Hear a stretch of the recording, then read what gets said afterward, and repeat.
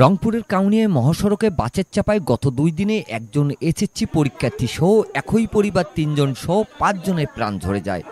মহাসড়কে অবৈধ যান চলাচলে এমন মর্মান্তিক মৃত্যুর ঘটনায় বিভিন্ন শিক্ষা প্রতিষ্ঠানের শিক্ষার্থীরা ও সাধারণ মানুষরা নিরাপদ সড়ক সহ 7 দফা দাবিতে গত 14 মে বুধবার সকাল 10টার দিকে মিরবাগ এলাকায় রংপুর কুড়িগ্রাম মহাসড়কের 2 পাশে দাঁড়িয়ে মানববন্ধন কর্মসূচি পালন করে। পরে শিক্ষার্থীরা ও সাধারণ মানুষরা দুপুর 1:30টা পর্যন্ত রংপুর কুড়িগ্রাম মহাসড়ক অবরোধ করে বিভিন্ন স্লোগান দিতে থাকে আন্দোলনকারীরা।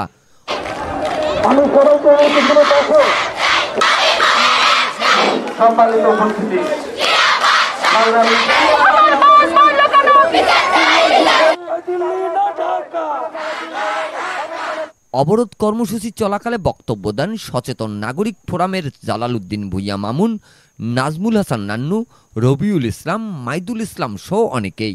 আন্দোলনকারীরা বলেন, আরকে মহাসড়কে প্রতিনিয়ত দুর্ঘটনায় প্রাণ ঝরে যাচ্ছে।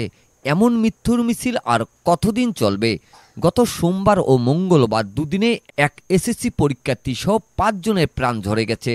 সরুশীর্ণ মহাসড়কে যান চলাচলে বিশৃঙ্খলা তৈরির ফলশ্রুতিতে প্রতিনিয়ত ঘটছে দুর্ঘটনা রোধে রংপুর কুড়িগ্রাম মহাসড়ক 4 লেনে উন্নতিকরণ, মহাসড়কে ট্রাক্টর কাঁকড়া গাড়ি সহ অবৈধ যান চলাচল বন্ধ, সড়কের 2 পাশে শোল্ডার ব্যবহারের উপযোগী করা সহ 7 দফা দাবি তাদের।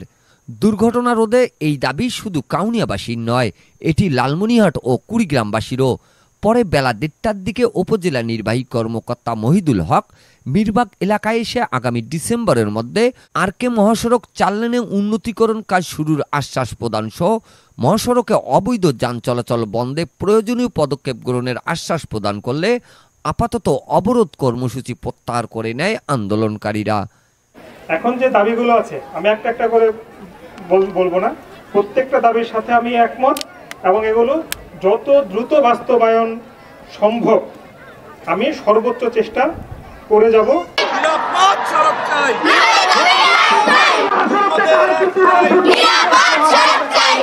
Mizanur Rahman, DRS news.